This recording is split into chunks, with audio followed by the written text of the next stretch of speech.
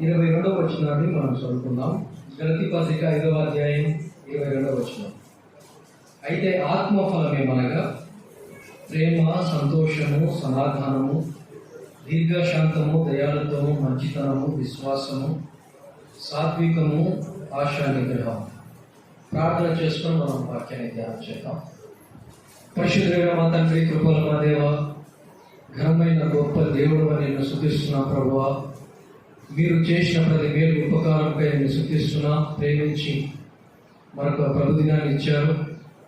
మీ సన్నిధిని ప్రేమించి రాగలిగిన ప్రతి ఒక్కరిని దీవించండి, ఆశీర్వదించండి. రాలేక ఆగిపోయిన వారు, ఇంకా రావాల్సిన వారందరినీ కూడా మీ దయగల హస్తాలకు అప్పగించుకుంటూ చదవబడిన లేఖన భాగాలు, ఇతర లేఖన భాగాలన్నింటినీ కూడా మీ దయగల హస్తాలకు అప్పగించుకుంటూ మీరే మాతో మాట్లాడారండి. ముందున్న సమయాన్ని మమ్మల్ని మీ బలిష్ట పాదాలకు సమర్పించుకుంటూ ప్రభు అయిన యేసు క్రీస్తు నామమున స్తుతించి ప్రార్థించి అడిగి వేడుకుంటున్నాము తండ్రి. ఆమేన్. ప్రభునందు ప్రియ సోదరి సోదరులారా, మన వాక్య ధ్యానం నిమిత్తమై గలతీ పత్రిక 5వ అధ్యాయం 22వ వచనాన్ని మనం చదువుకున్నాం. ఆత్మఫలము ఏమనగా, శరీర కార్యాల గురించి చాలా స్పష్టంగా చెప్పబడ్డాయి. చాలా శరీర కార్యాలు ఉన్నాయి. అయితే ఆత్మఫలాన్ని గురించి ఒకటిగా చెప్పబడింది. ఆత్మఫలం ఒకటే. ఈ ఒక్క ఫలంలో 9 శ్రేష్టమైన గుణాలు మనకు కనబడతాయి. ఫలం ఒకటే, 9 శ్రేష్టమైన గుణాలు అందులో ఉన్నాయి. ఈ ఆత్మ ఫలం అంతా కూడా యేసు ప్రభువుకు పటంగా మనకు కనబడుతుంది. ఎందుకంటే మనలో ఒక క్వాలిటీ ఉంటే మనలో ఒకటి లేదు. మంచితనం ఉందనుకోండి, విశ్వాసం మనలో ఉండదు.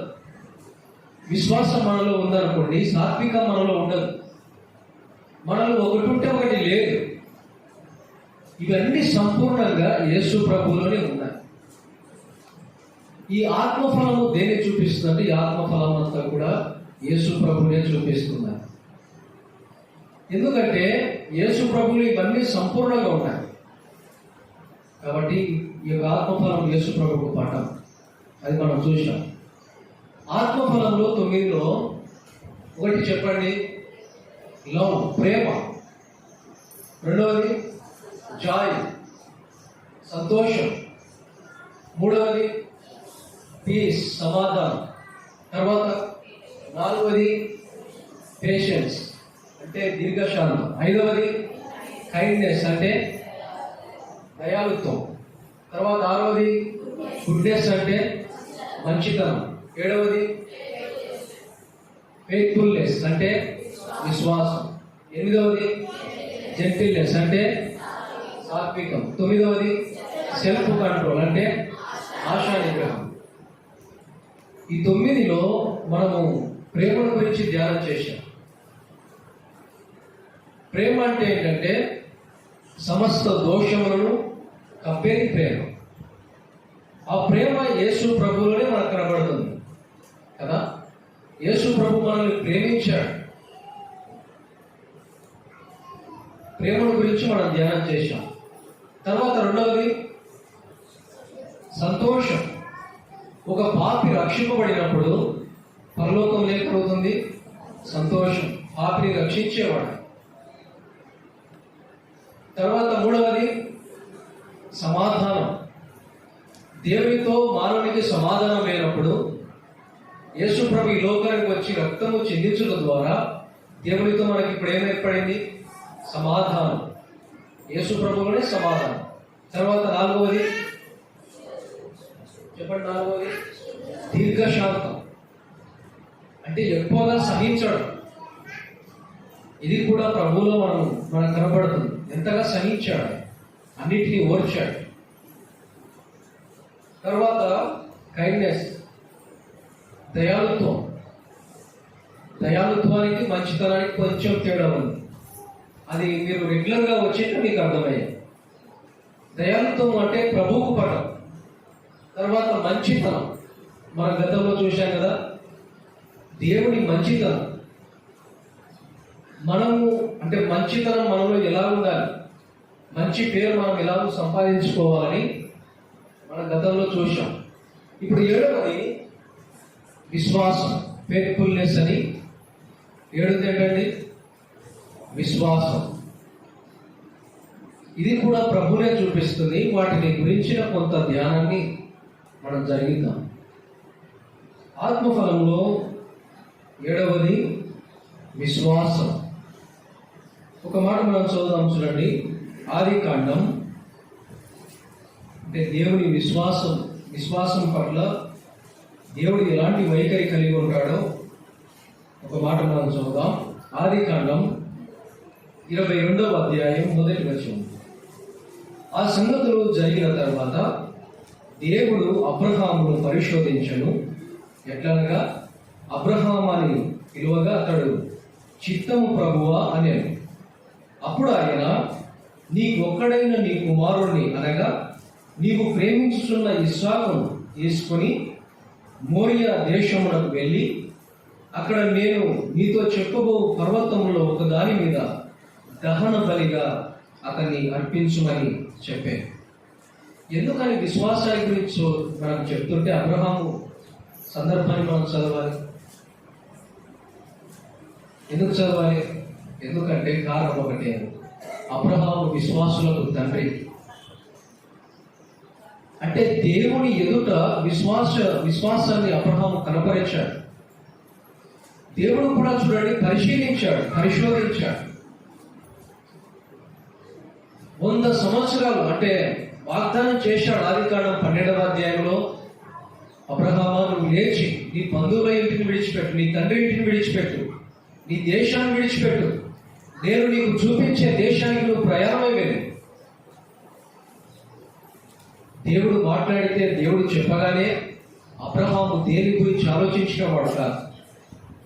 తండ్రి ఇంటిని విడిచిపెట్టాడు, బంధువులను విడిచిపెట్టాడు, దేశాన్ని విడిచిపెట్టాడు. ఎక్కడికి వెళ్ళాలో తెలియదు. ఎబ్రీ పత్రికలో అబ్రహాము గురించి రాయబడింది, నిరీక్షణకు ఆధారము లేనప్పుడు అతడు నిరీక్షించిన వాడు, దేవుడి వైపు చూసిన వాడు. ఇదే విశ్వాసం. ఎక్కడికి వెళ్ళాలో తెలియదు, కానీ దేవుడు మాట్లాడితే వెళ్ళాడు. నిరీక్షణకు ఆధారమే లేదు, కానీ దేవుని పైన ఆధారపడిన వాడు అబ్రహాం.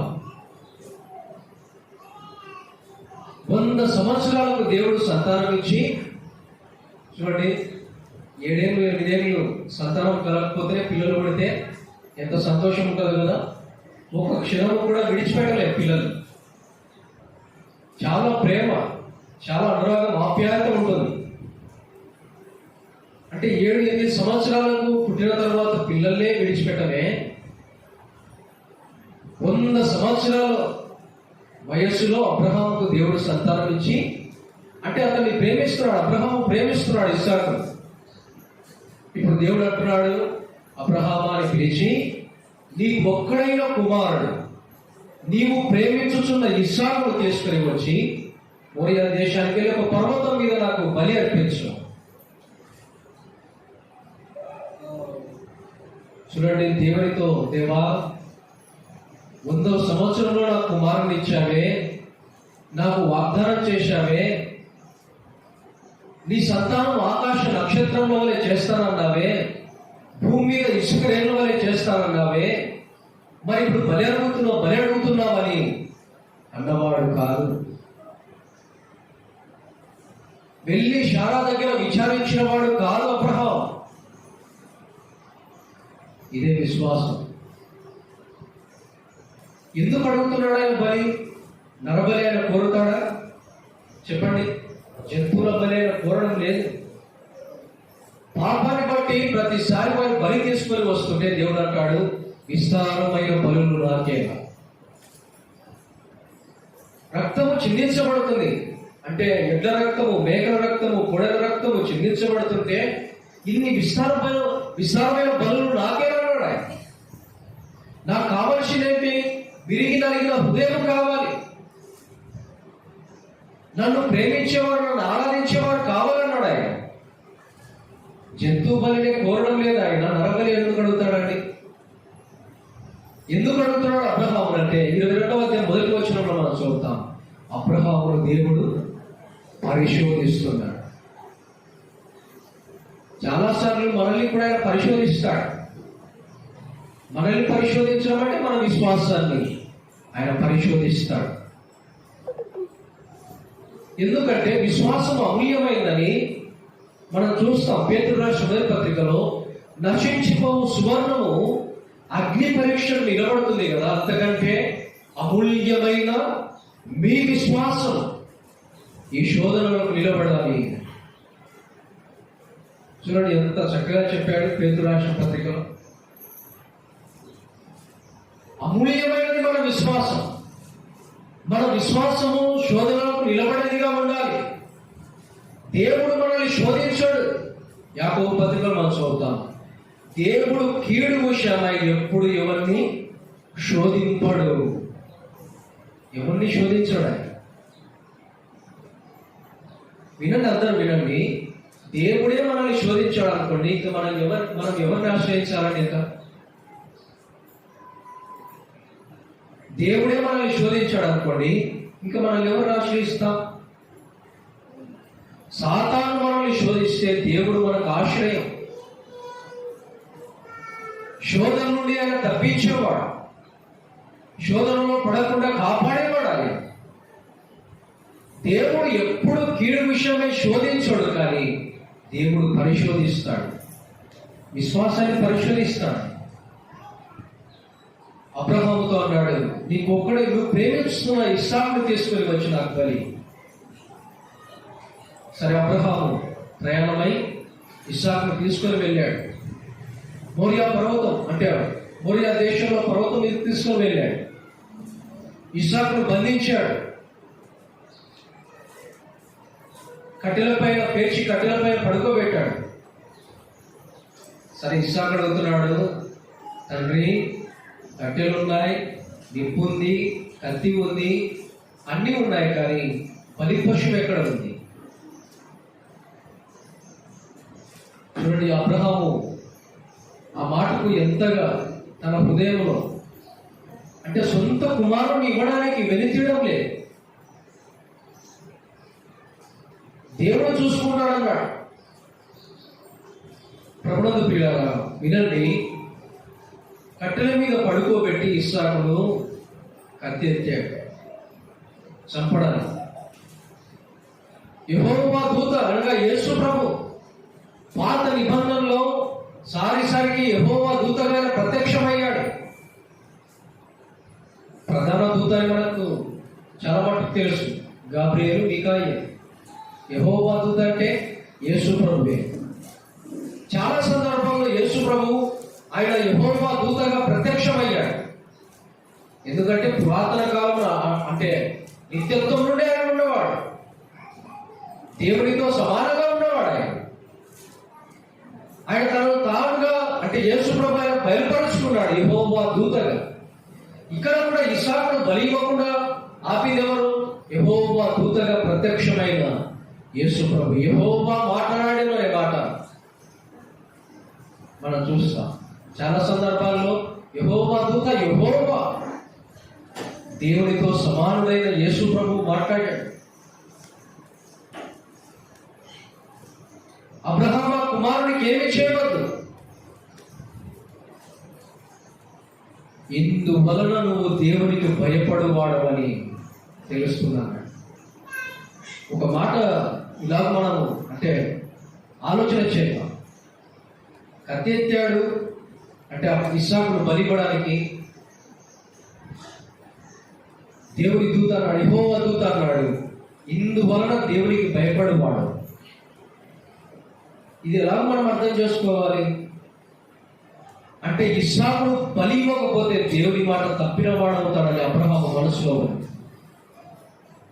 భయం అంటే ఏదో ఇస్సాకును బలిస్తున్నందుకు కాదు భయం అబ్రహాముకు, దేవుడు నాతో చెప్పిన మాట నేను నెరవేర్చలేకపోతానన్న భయం అబ్రహాములో ఉంది. ఇదే విశ్వాసం. అబ్రహాం విశ్వాసం ఏంటంటే 100వ సంవత్సరంలో కూడా దేవుడు నాకు సంతానం ఇచ్చాడు, దేవుడికి అసాధ్యమైనది ఏమీ లేదు, లేని వాటిని ఉన్నట్టుగా ఇవ్వగలిగిన వాడు. అసాధ్యమైన కార్యాలను ఆయన సుసాధ్యము చేసే గొప్ప దేవుడు, బలమైన దేవుడు ఆయన.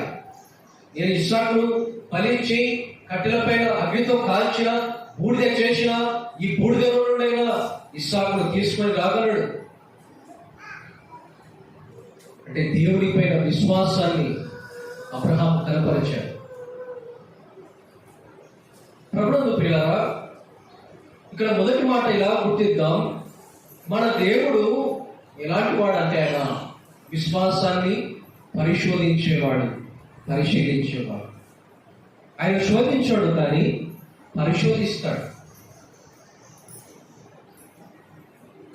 ఇది మనం అలా గుర్తిద్దాం. తర్వాత ఇంకొక మాట మనం చూద్దాం. చూడండి, రెండవదిగా మొదటి మాట, మన ప్రభువు మన విశ్వాసాన్ని ఏం చేస్తాడండి? ఆయన పరిశోధిస్తాడు. రెండో మాట, ఒక మాట మనం చూద్దాం. 89వ కీర్తన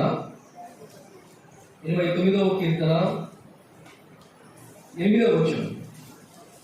యెహోవా సైన్యములకు అధిపత్యకు దేవా, యెహోవా నీ వంటి బలాఢ్యుడెవడు? నీ విశ్వాస్యత చేత నీవు ఆవరింపబడి ఉన్నావు. అంటే దేవుడి గురించి ఎంత గొప్పగా ఇక్కడ రాయబడి, సైన్యములకు అధిపత్యకు దేవా అన్నాడు. చాలా సందర్భాల్లో ఈ మాట ప్రస్తావించబడి, అంటే ఆయన అధికారం కలిగిన దేవుడిగా, ఆయన ఉన్నతమైన దేవుడిగా, సైన్యములకు అధిపత్యకు దేవుడిగా ఆయన గురించి వర్ణించబడింది. నీ వంటి బలాఢ్యుడెవడు? అంటే దేవుడి యొక్క బాహుబలం, ఆయన చాచిన హస్తం ఉన్నతమైన. సముద్రము అంటే ఎర్ర సముద్రము పాయలు చేయబడి నీళ్లు గోడల వలె నిలబడి ఆరిన నేల మీద లక్షల మంది సైన్యము నడిచి వెళ్తారు. చాలాసార్లు ఏంటంటే సముద్రం పాయలు చేయబడిందంటే అది తేలికగా మనం చూస్తున్నాం. సముద్రం దగ్గరికి వెళ్ళి చూడండి, ఎంతటి వాళ్ళైనా అది వెన్నకు నెట్టివేస్తుంది. కొంచెం లోపలికి వెళ్తే ప్రాణానికే ప్రమాదం. అలల తాకిడికే మనం తట్టుకోలేము. దేవుని బలం ఇది, దేవుని బాహుబలం ఇది. సముద్రము పాయలు చేయబడుట ఎంత ఆశ్చర్యమే. అసలు ఇశ్రాయేలు ప్రజలు వారు ఆనందంతో కీర్తన పాడారు. ఎందుకంటే ఎవరికి సాధ్యము కాని కార్యం అది. నీళ్లు గోడల వలె నిలుచుట ఎప్పుడు చూడలేదు వారు. ఆయన కార్యాలు ఉన్నతమైనవి. నీ వంటి బలాఢ్యుడేవాడు. అవును, ఆయన బలమైన దేవుడు. యేసు ప్రభుకున్న పేరు కూడా యెషయా గ్రంథంలో మనం చదువుతాం కదా, ఆయన భుజముల మీద రాజ్యభారం ఉంటుంది. ఆలోచనకర్త, ఆశ్చర్యకరుడు, బలవంతుడైన దేవుడు ఆయన. దేవుడు బలవంతుడైతే యేసు ప్రభువు కూడా బలవంతుడైన దేవుడు. తన బలాన్ని చూపించాడు ఆయన కూడా. 89వ కీర్తన 8-9 వచనాలు మనం చదువుతుండగా ఆయన బలాఢ్యుడు. తర్వాత నీ విశ్వాస్యత చేత నీవు ఆవరించబడి ఉన్నావు. విశ్వాస్యత అంటే ప్రభు విశ్వాస్యత చేత ఆవరించబడిన వాడు. అంటే విశ్వాస్యత అంటే ఇంగ్లీష్లో ఇక్కడ ఏదైతే ఫెయిత్ఫుల్నెస్ అని ఉందో అదే మాట రాయబడింది. ఇంగ్లీష్ బైబుల్ కూడా మనం చదవాలి. విశ్వాస్యత, నమ్మకమైన దేవుడు ఆయన, నమ్మదగిన వాడు ఆయన. అందుకే కీర్తనలో మనం చూడతాం, ఆపత్కాలమందు నీవు నమ్మదగిన సహాయకుడు. మన దేవుడు ఆయన నమ్మదగిన వాడు. మనుషులైతే మాట ఇచ్చి మాట మీద నిలబడరు, కానీ దేవుడైతే నమ్మదగిన వాడు. అందుకే 29వ కీర్తనలో మనం ఆ మాట చదువుతున్నాం. మన దేవుడు ఆయన నమ్మదగినవాడు, ఆయన విశ్వాస్యత చేత ఆవరించబడి ఉన్నవాడు. మొదటగా మన దేవుడు ఆయన విశ్వాసాన్ని పరిశోధించేవాడు. రెండవదిగా విశ్వాస్యత చేత ఆవరించబడినవాడు. ఇంకొక మాట మనం చూద్దాం, చూడండి. అంటే మన ప్రభుని గురించి మనము ధ్యానం చేస్తుండగా ఒక మాట మనం చూద్దాం. 119వ కీర్తన 90వ కీర్తన 90వ వచనంలో ఒక మాట మనం చూద్దాం. నీ విశ్వాస్యత తరతరమును, నీవు భూమిని స్థాపించితివి, అది స్థిరముగా ఉన్నది. ఇక్కడ కూడా మనం చూస్తుండగా ఆయన విశ్వాస్యత ఎలాంటిదంట? తరతరములు ఉండేది. ఆయన విశ్వాస్యత తరతరములు ఉండేది. ఒక్క మాటలో చెప్పాలంటే ఆయన విశ్వాస్యత నిత్యమైనది. తరతరములు తరతరములు తరతరములు ఆయన విశ్వాస్యత ఉండేది. ప్రభునందు పిల్లారా, ఆత్మఫలములో మనం చూస్తున్నాం కదా, ఆత్మఫలంలో విశ్వాసం, దేవుడి యొక్క విశ్వాస్యత, దేవుడి విశ్వాసం పట్ల ఎలాంటి వైఖరి కలిగి ఉన్నాడు అనేది మనం చూసాం. 3 విషయాలు. ఒకటి ఆయన విశ్వాసాన్ని పరిశోధించేవాడు. రెండవది విశ్వాస్యత చేత ఆవరించబడినవాడు. మూడవది విశ్వాస్యత తరతరములకు చూపేవాడు. ఆయన 3 విషయాలు మనం చూసాం.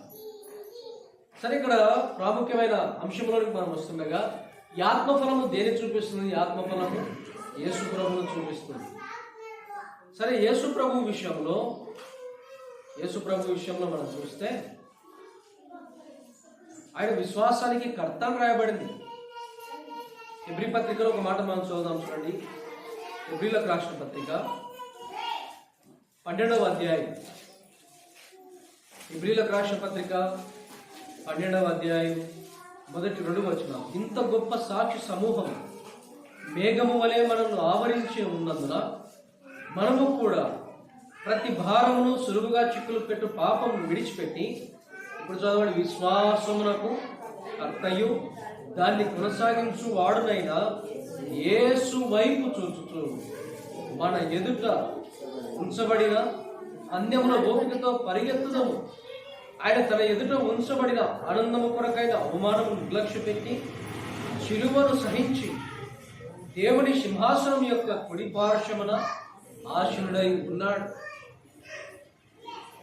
ఇక్కడ యేసు ప్రభువుని గురించి మనం ధ్యానం చేస్తుండగా విశ్వాసంలో యేసు ప్రభువు అసలు విశ్వాసానికి కర్త ఆయనే.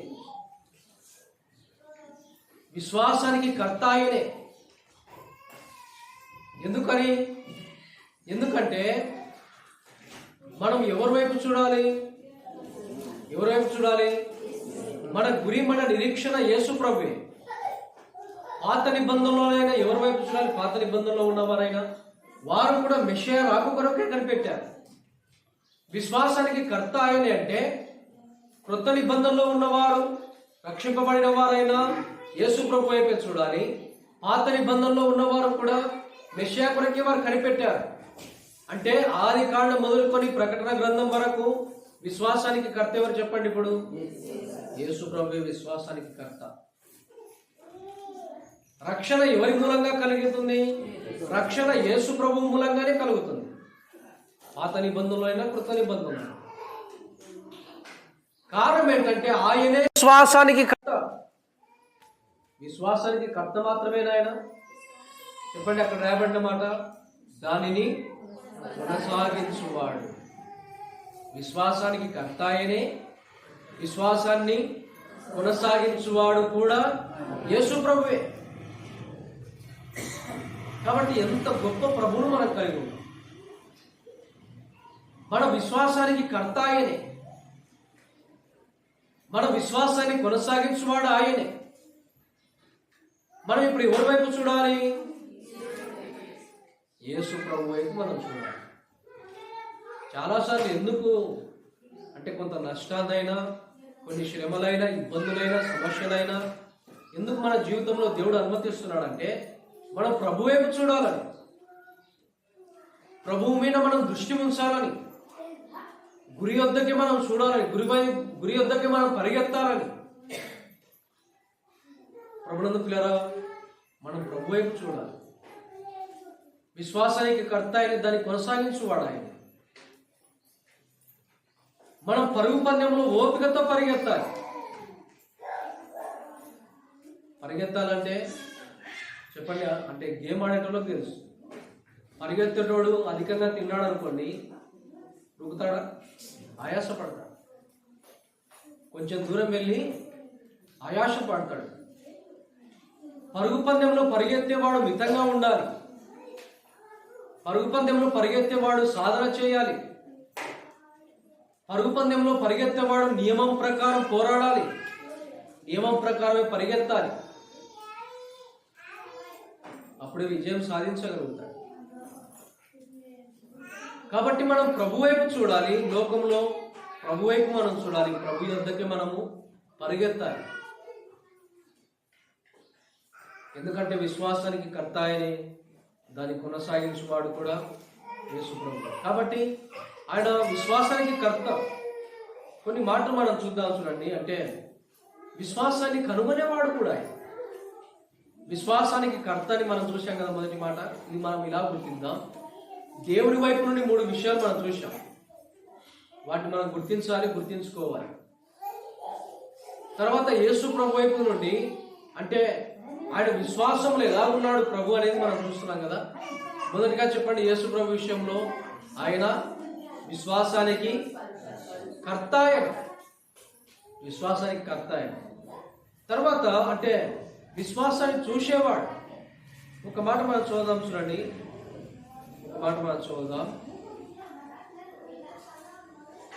మత్తయి రాసిన సువార్త, మత్తయి రాసిన సువార్త 8వ అధ్యాయం.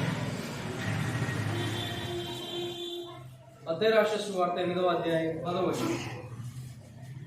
యేసు ఈ మాట విని ఆశ్చర్యపడి వెంట వచ్చుచున్న వారిని చూసి, ఇశ్రాయేలులో ఎవరికైనాను నేను ఇంత విశ్వాసము చూడలేదని నిశ్చయముగా మీతో చెప్పుచున్నాను. ఇక్కడ ఒక సందర్భాన్ని మనము ధ్యానం చేయాలి. శతాధిపతి, ఒక శతాధిపతి ఉన్నాడు. శత అధిపతి అంటే 100 మందికి పైగా ఉన్నవాడని అర్థం. సైన్యాన్ని నడిపించేవాడు, 100 మందికి పైగా అధికారి, శతాధిపతి. సరే, ఈ శతాధిపతి దాసుడు పక్షవాయు చేత బాధపడుతున్నాడు. చూడండి, శతాధిపతి అయినా ఒక చిన్న దాసులే అని పట్టించుకోకుండా ఉన్నవాడు కాదు ఈ శతాధిపతి. దాసుడైనప్పటికీ కూడా తన మీద ప్రేమ కలిగి నమ్మకమైన దాసుడు పక్షవాయు చేత బాధపడుతున్నాడని ప్రభు దగ్గరికి ఒక సమాచారాన్ని పంపించాడు.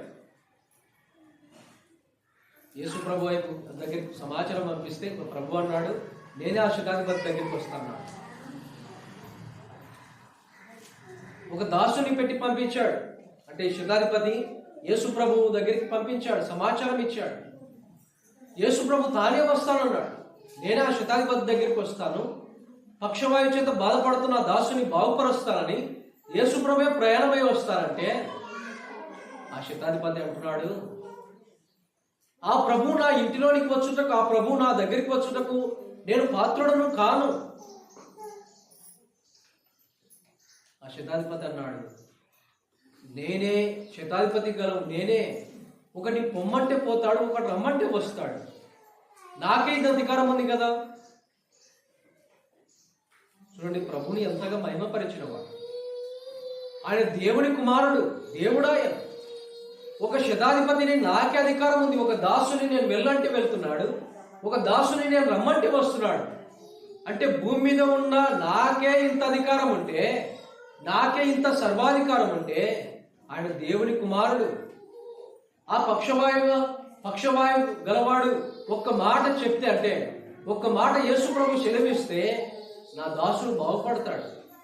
ఎంత విశ్వాసం అండి ఇది. ఎప్పుడైనా మనం ఇంత విశ్వాసాన్ని కనపరిచామా దేవుని విషయమై? ప్రభు విషయమై ఎప్పుడైనా ఇంత విశ్వాసాన్ని మనం కనబరిచామా? శతాధిపతి చూడండి, ఎంత విశ్వాసం. నాకే అధికారం ఉంది, నీవు సర్వాధికారివి. ఇప్పుడు యేసు ప్రభు వెనక వచ్చుచున్న వారిని చూసి అన్నాడు, ఇశ్రాయేలులోనైనను ఇంత గొప్ప విశ్వాసాన్ని నేను చూడలేదు. మన ప్రభు విశ్వాసాన్ని చూసేవాడు, విశ్వాసాన్ని చూస్తాడు. అంటే విశ్వసించాం మన విశ్వాసాన్ని ఆయన పరీక్షించేవాడు, చూస్తాడు. ఆయన ఎంత విశ్వాసం మనం కలిగి ఉన్నాము ఆయన చూసేవాడు. ఇంకొక మాట మనం చూద్దాం, చూడండి. మార్కు రాసిన సువార్త 2వ అధ్యాయం. మార్కు రాసిన సువార్త 2వ అధ్యాయం 5వ వచనం. యేసు వారి విశ్వాసమును చూచి, కుమారుడా, నీ పాపములు క్షమింపబడి ఉన్నవని పక్షవాయువు గల వారితో చెప్పాను. ఇక్కడ కూడా విశ్వాసాన్ని చూశాడు. ఆయన మాత్రమే చూడగలడు ఆయన. ఎందుకంటే విశ్వాసం అన్నది ఏదో బాహ్యంగా కనపడేది కాదు, అంతరంగం నుండి కూడా అది కనపడేది. ఏదో క్రియరూపకంగా విశ్వాసం కనపడుతుంది. ఇక్కడ ప్రభువు చూడండి, విశ్వాసాన్ని చూశాడు. పక్షవాయు గలవాడు నలుగురి చేత మోయబడుతూ వచ్చాడు. ఇంట వాకిటైన స్థలం లేక నలుగురు ఏం చేశారు? ఇంటి పైకి ఎక్కి పెంకులు విప్పారంట. ఎందుకని? ఈ పక్షవాయు గల వాడిని ఎలాగైనా సరే యేసు ప్రభు దగ్గరికి చేర్చాలి. ఎంత విశ్వాసం అండి ఇది!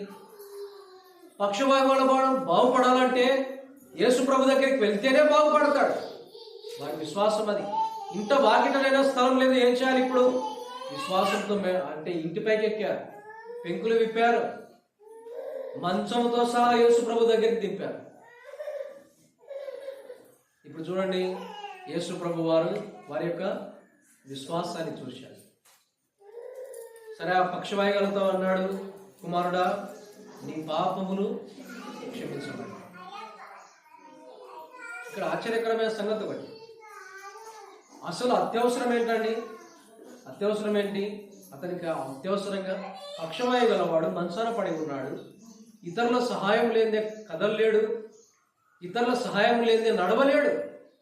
అవసరం ఏంటంటే, వాస్తవానికి అవసరం మనం శరీర సంబంధంగా ఆలోచించేదంటే పక్షవాయు గలవాడు బాగుపడాలని మనం ఆలోచిస్తాం శరీర సంబంధంగా.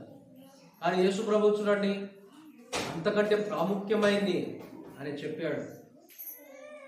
కుమారుడా, నీ పాపములు క్షమించబడ్డాయి. పాపాలు క్షమించబడితే పక్షవాయువు కూడా పరలోకానికి వెళ్తాడు.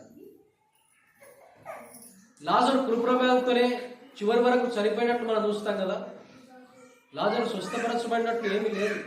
పేదవాడు, దరిద్రత అనుభవించిన వాడు, కురుపుల వ్యాధి చేత బాధపడినవాడు, ఏదో ధనవంతుని బల్ల మీద నుండి పడితే రొట్టె ముక్కలు తిని బ్రతికినవాడు, ఏమీ లేనివాడు, దరిద్రత అనుభవించిన వాడే, ఈ లోకమందు రోగాన్ని కూడా అనుభవించిన వాడే.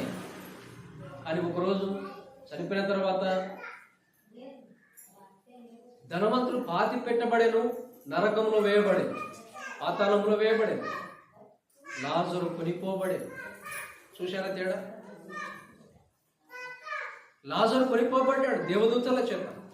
రోగం ఉండింది, రోగం అడ్డం కాదే. కాబట్టి ఏదో స్వస్థత కావాలని పరిగెత్తదు. ప్రాముఖ్యమైనది ఆత్మరక్షణ. యేసు ప్రభు ఎందుకు ఆయన పరలోకాన్ని విడిచిపెట్టి లోకానికి వచ్చి మానవుల పాపాలు భరించి ఆయన చనిపోయి సమాధి చేయబడి తిరిగి 3వ దినాలు లేచాడు? ఏదో శరీర సంబంధమైన స్వస్థత మనం పొందుకోవాలనా? చెప్పండి. శరీర సంబంధమైన స్వస్థత మనం పొందుకోవాలనా? శరీర సంబంధమైన అంటే రోగము ఇప్పుడు బాగుపడితే మరలా రావచ్చు. వాతావరణాన్ని బట్టి రోగాలు వస్తాయి. చలికాలం వచ్చిందనుకోండి, వర్షాకాలం వచ్చిందనుకోండి, దగ్గు జలుబు వస్తుంది, సాధారణంగా వస్తుంది. జ్వరం వస్తుంది. వాతావరణాన్ని బట్టి, తినే ఆహారాన్ని బట్టి, తాగుదాన్ని బట్టి, శైలిని బట్టి రోగాలు వస్తుంటాయి, పోతుంటాయి. ప్రాముఖ్యమైనది ఏంటి చెప్పండి? ఇప్పుడు ప్రాముఖ్యమైనది ఆత్మరక్షణ. అయితే ఈ మధ్యాహ్న కాలం కదా, ఈ ఆత్మ రక్షింపబడింది. యేసు ప్రభు అతన్ని చూసి అంటే పక్షవాయువుల వారిని చూసి, కుమారుడా నీ పాపములు క్షమించబడ్డాయి. ప్రభు ఈ మాట నీతో చెప్పాడు, నీ పాపాలు కూడా క్షమించబడ్డాయి అన్నాడు ఆయన. ఎప్పుడైనా అంటాడు నీ పాపాలు క్షమించబడ్డాయని ఎప్పుడు అంటాడు యేసు ప్రభు అంటే, ఎప్పుడైతే యేసు ప్రభునందు విశ్వాసం ఉంచి నీ పాపాలను ఒప్పుకుంటావు అప్పుడు అంటాడు. అయితే ఆ తీర్మానం నువ్వు చేశావా?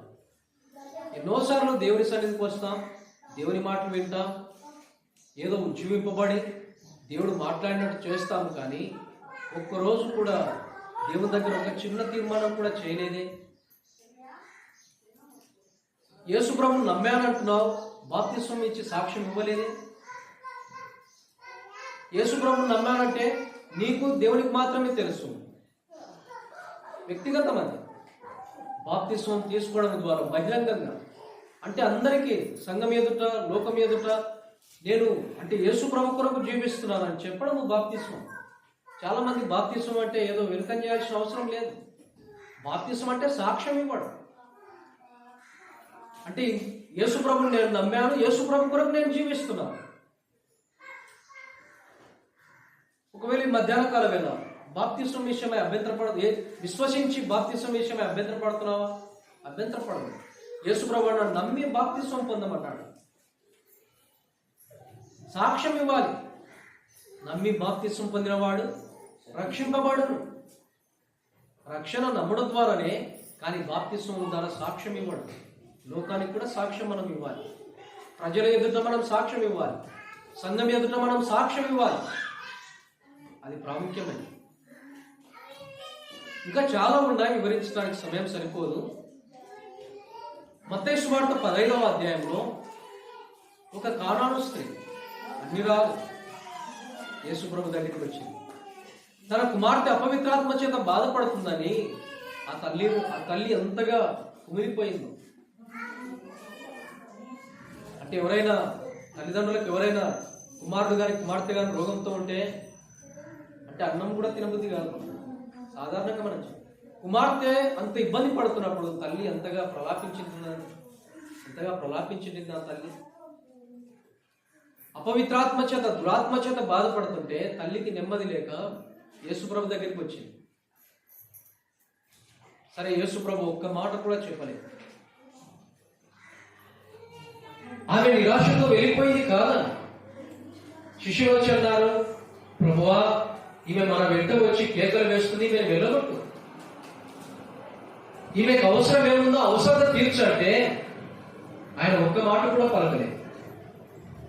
చూడండి, ఆ కానాను స్త్రీ అన్యురాలు అయినను వచ్చి ఆయన ఊరికింది, ఆయన పాదాలు పట్టుకుంది. ఎందుకంటే ఆయన మాత్రమే సహాయం చేయగలడు. ప్రభువా నాకు సహాయం చేయంటే యేసు ప్రభు అన్నాడు, అమ్మా పిల్లలు రొట్టె తీసి కుక్క పిల్లలకు వేయట ఉత్తమం కాదు. సరే, ఆ తల్లి అనింది, కానాను స్త్రీ అనింది, ప్రభువా బల్ల మీద నుండి పడిన రొట్టె ముక్కలు మళ్ళా పిల్లలకు పెట్టరు కదా, అవి కుక్క పిల్లలకే కదా ఇచ్చేది. చూడండి ఎంత విశ్వాసాన్ని ఆమె కనపరిచింది. యేసు ప్రభు అన్నాడు, అమ్మా నీ విశ్వాసం గొప్పదన్నాడు. మీరు కూడా వ్యక్తిగతంగా ధ్యానించాలి. విశ్వాసము గొప్పది అన్న సందర్భాలు ఎన్ని ఉన్నాయి. నీ విశ్వాసం నేను రక్షించింది అన్నాడు కొన్ని సందర్భాలు. వీటిని మీరు వ్యక్తిగతంగా కూడా దృష్టి సారించాలి. 3 సందర్భాలు మనం చూసాం. ఒకటి, శతాధిపతి విశ్వాసాన్ని ప్రభు చూశాడు.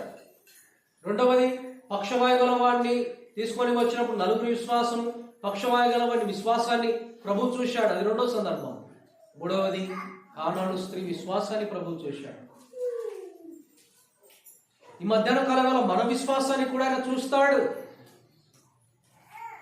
మన విశ్వాసాన్ని కూడా ఆయన పరీక్షిస్తాడు. ఒక్కొక్క సందర్భాన్ని జ్ఞాపకం చేసి మనం ముగిస్తాను. సరే, శిష్యులు వచ్చి ప్రభుతో అన్నారు, ప్రభువా మా విశ్వాసాన్ని వృద్ధిపరచు అన్నారు.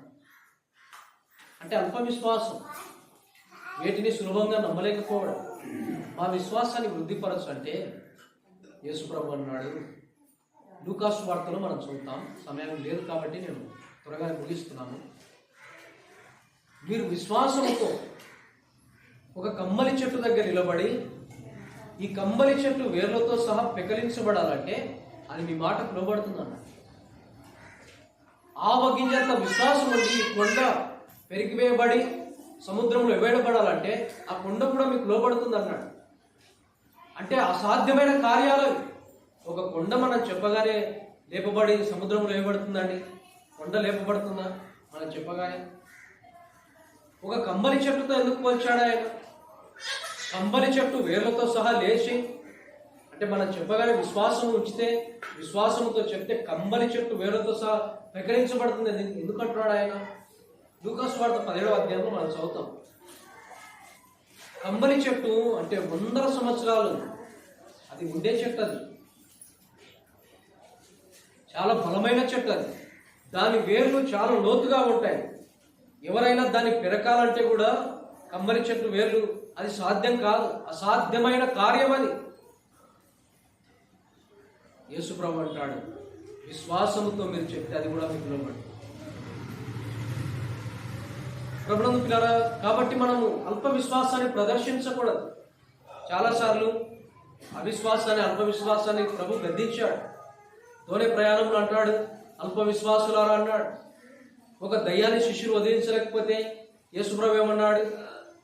నేను ఎంతకాలం అంటూ మీతో నేను ఉంటాను, అల్ప విశ్వాసులారా అన్నాడు. అల్ప విశ్వాసాన్ని ఆయన గద్దిస్తాడు. ఆవగింజంత విశ్వాసం మనలో ఉండాలి. ప్రభునందు మనం విశ్వాసం కలిగి ఉండాలి. ఎందుకంటే ఆయన విశ్వాసానికి కర్త. అసాధ్యమైన కార్యాలను కూడా ఆయన సాధ్యపరుస్తాడు.